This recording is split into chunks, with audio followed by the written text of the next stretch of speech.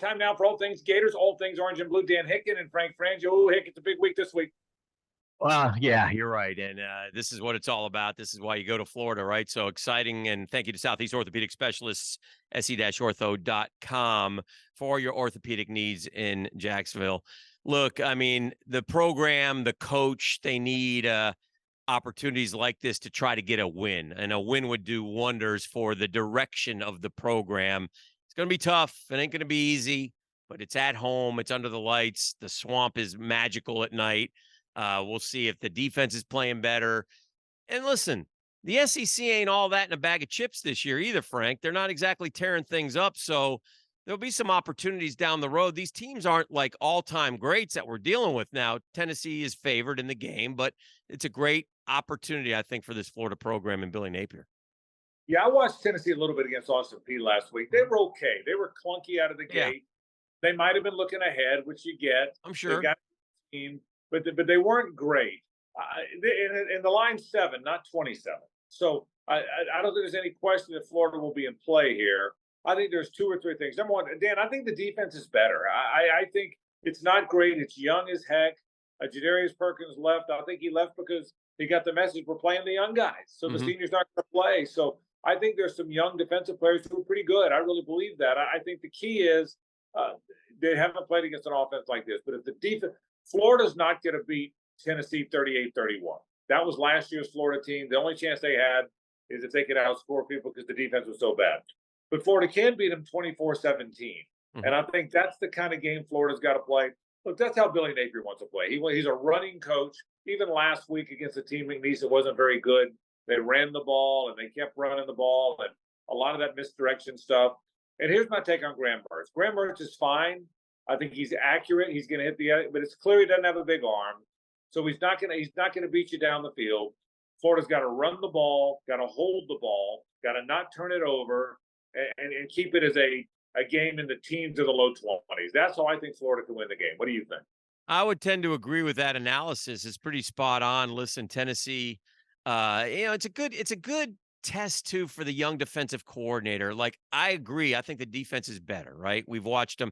Now, it's hard to take much out of McNeese State. Right. It just is. They did what they were supposed to do, right?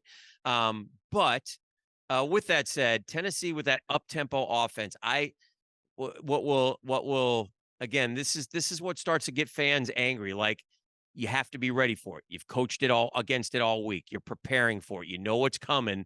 You can't be looking over, trying to get signals in when they're getting ready to snap the ball, burning timeouts, things of that. You know how they play. Be ready for how they play. That's a great test for a young defensive coordinator. Joe Milton is not Hendon Hooker. So you're right. Well, Florida can't score all those points. I don't know that Tennessee can either. It's a big test for that young man. I know he's, we talked about the offseason stuff and what he said about coming to the state of Florida, et cetera, et cetera.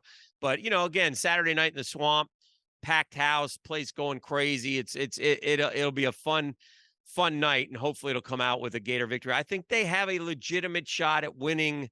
I really need them to beat Tennessee and or Kentucky to get this season going here. And again, as you get away from the Utah game and you look back at the self-inflicted wounds, you sit there and you tell yourself, well, they could have won that game too. So, your optimism starts to build again, and you just don't want to be brutally disappointed. You need to see Florida play a good, clean game against Tennessee. Well, your point was right about the looking at the sidelines and getting lined up, palms up in the air. What do we? We've seen that too many times, right? Yeah. It can't be that way against these guys. They line up and snap it, and you have to be boom. If your weak side end isn't lined up on the weak side, it's play anyway. I think they've got to line up fast. And then I'll even extend that to the offense. The offense can't be looking and confused and clap, and what are we doing? This has got to be a clean game. So I think that's a big part of it. I really do. Here's the other thing I think too. What I don't want is Milton or one of those running backs to beat you. I would crowd the line. I think he's a lot like Anthony Richardson. He's got a gigantic arm, right? But I don't think he's super accurate. Yeah, I would make him beat you with throws down the field. I really would. The last thing you want is he's a good runner. Their running backs are good. The last thing you want is if they can beat you down the field, they beat you. So I would play that way defensively. And look, offensively, you know what Florida's going to try and do. I hope their Yeah. line's going to do it. But don't you have to get it in number three's hands a few times? Don't we have to see something for Trey Wilson that we hopefully haven't seen yet? Jet sweeps, wide receiver screens. I mean, Yeah. And I know got to be involved. yeah, I know you said, listen, Mertz does not have the strongest arm, but you still got to take a couple shots. You got to I try to agree. spread that field a little bit. Now, he threw a good ball to Pearsall again, but he threw Right. that ball against air. It was right on the money. So, you got to have a couple. You got to keep those guys a little bit loose, man. Those bubble screens against McNeese, those are easy. Those are easy 10-yard pickups. They don't work so much in the SEC, man, if you got good defensive backs and you blow up blocks and you come through. So, I mean, that's a big challenge for them as well. They've got to be able to run the ball. Again, the McNeese game is what it is. They did what they had to do. Every run play was 10 yards at least. It seemed like, Florida could have started first and 15 in that game and won comfortably. So, that's behind them now, though. It's good to get a win because they hadn't won in a while. And now you get another great test. This is why you come to Florida. And, again, you got these streaks. Tennessee hasn't won in the Swamp since 03, Frank. How about that? 03 and Well, 01 they won back to back, well, if I'm not mistaken, but well, only that like was 5 times ever. well, that was my point too. You're one step ahead of me. Yeah, Tennessee knows they haven't won there in 20 years. right. So Tennessee knows. I mean, Tennessee should have beat them until Will Greer threw it to Antonio Callaway and he Yeah, spun away and ran 40 yards. They yeah, should have beat him until Felipe Franks launched a Hail Mary yeah, to beat Cleveland in the back of the end zone. They should have beat him in Knoxville one time until Austin Harden, who I think was 1 for 80 as a kicker at Florida. yeah, The one he made was a line drive 50-yarder. So Tennessee knows weird things happen when they play Florida. hmm Tennessee knows weird things happen when they play at Florida. So if Florida just keep it close, get that yeah, crazy crowd in it, get me to the middle of the third quarter where and Florida takes the lead, I think then Tennessee panics yeah, because and I'm knocking Tennessee or their resolve, yeah, but when you've lost somewhere 10 straight times, when you haven't won somewhere in 20 years, and all of a sudden you look up and magically you're behind again in the fourth quarter, I think that's the psychology. Tennessee needs an early knockout. Tennessee doesn't need to get into that. Tennessee needs to go in there. We're a top 10 team. right. These have been ranked. We're undefeated. These guys have already lost. Let's go in there and slap them around. Florida needs to be the game. Now, we're not going to get slapped around. We're going to hang around in this game for a while. And then let's see what you got when it's 16-13 somebody with a minute left in the third. That's the game Florida needs. And then I think the psychology works against the Volunteers. I really do. And listen, and I think as you look ahead, and again, there's a lot of football left to be played here, right? And so, you know, how this team, this program, it's all, it's early year 2 for Billy Napier, but again, he's desperate for one of these marquee wins. Tennessee isn't all that, man. So it would do the program such good for him to get and feel good for the fans and for the coach and for the recruiting to get this win this weekend. But uh, I just want to get your thoughts. The conference doesn't look that impressive, I Right. mean, so you start looking at the schedule and why not win a game here or win a game there or go up to Columbia and beat South Carolina or beat, there are games on here that you might be able to battle. We still don't know we know Georgia has great football players, but we Right. don't know what Georgia is yet. We'll start to get they play South Carolina this weekend and their offensive line was atrocious a couple weeks ago. So there's a lot of interesting stuff going on in the conference too. Yeah. LSU and Mhm, Alabama, mhm. two typically stronghold teams, have both lost non-conference games. Yeah, South Carolina was beaten kind of handily by a North Carolina team that almost lost to Appalachian State. correct. So certainly there's clearly concerns. Nobody would debate that. But make no mistake about this. This would be the signature win.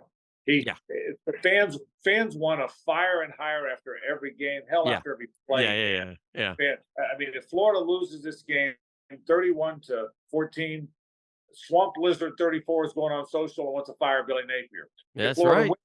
wins 31-30, Swamp Lizard 34 is going on and saying we're recruiting, we're back, we're winning, we're Swamp Lizard 34. Whoever's on social media, whoever's on Twitter is Yeah, going to either fire or extend Billy Napier that's my after this. burner account, by the way, Frank. I wish you wouldn't bring that one up. Can you I talk have, about something different? I have no doubt. But I'm telling you, Twitter Gator is going to fire Billy Napier Yeah, or extend him after this game, no Yeah. matter what happens. Yeah. So the point is, if somehow you win this game, that's the signature win. Forget Kentucky. This Yeah. is the signature win. And I'll tell you this: if the son of a gun gets a signature win on top of the recruiting, on top of the feel good, on top of the fact that it's packed and it's Tennessee, I mean, I don't know if I like them winning this week. I don't know if I'd bet them to win. Right. But if I was a bettor, which I'm not, I don't know if I would do it. But if he wins this week, then the sky, then go back to what you said a minute ago. The league doesn't look as good. They've got a little momentum. They'll have had a quarterback who certainly can manage the game. Oh, I think this podcast next week, you and me next week, Yeah. if they've won this game, we may go 2 hours. Yeah. You know, because the truth of the matter is, that's how big this win would be for him and for these starving Gator fans like us that are dying for something good, because it's been a long time since there's been a feel good. The Utah opener last year was a feel good, but it didn't last very long. Right. You know? It wasn't a rivalry game, Frank. And you look at the rivalry Correct. games, you know the rivalry games. You know it's Tennessee, you know it's LSU, you know it's Georgia, you know it's FSU. They didn't win any of those last year, you know, and you don't want to be 0-8 after 2 years of and there's some tough work ahead. I mean, I think FSU looks like one of the best teams in the country. We know Georgia's really good, and LSU is, you're going out to Baton Rouge. I mean, this probably is your best opportunity to get a W in one of these four. So let me ask you. Yes, we know. I think we agree. You got to keep him from Joe Milton from making plays off schedule. Mhm. You got to keep the out of the 30s. I think we all agree on that. You can't be sloppy, turning it over, delay of games, whatnot.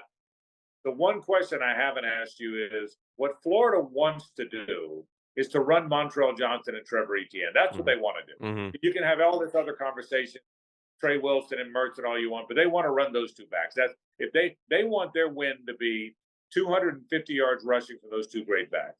Can they run the ball with that line, which did not look very good against Utah? In your opinion, can they run the ball physically against these SEC teams, starting with this week? Well, I'll say this. They're getting their heart and soul back on the offensive line. Their center, their guy who's been there for a couple years, Kingsley, from Sandalwood High School. And so that is a huge positive. I think they like the I think it's Hudson kid. I think he could eventually end up playing more tackle, and they could slide the Alabama kid inside. So I think there's still some tinkering, but getting Kingsley back is huge. If those running backs, that offensive line was shaky against Utah, there's no question about it.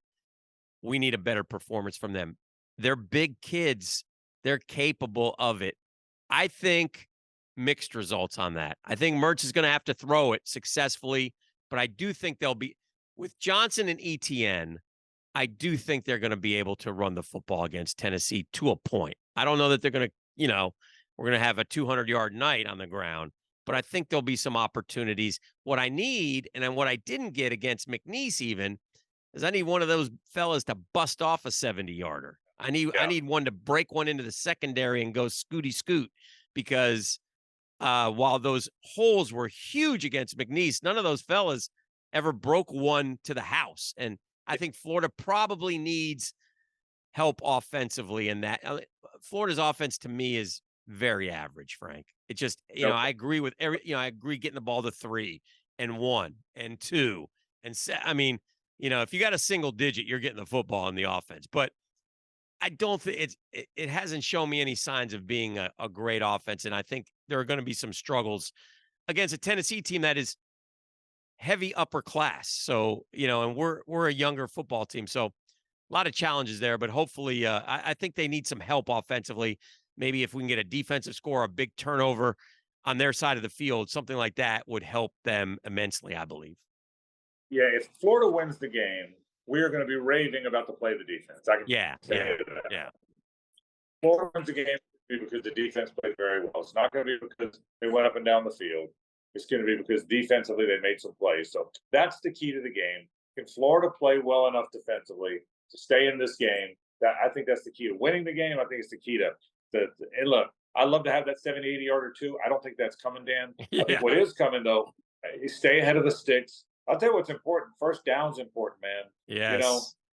2nd and 5 and 2nd and 3, 2nd and 9 and 2nd and 10 and 3rd and 11, they're going to lose the game.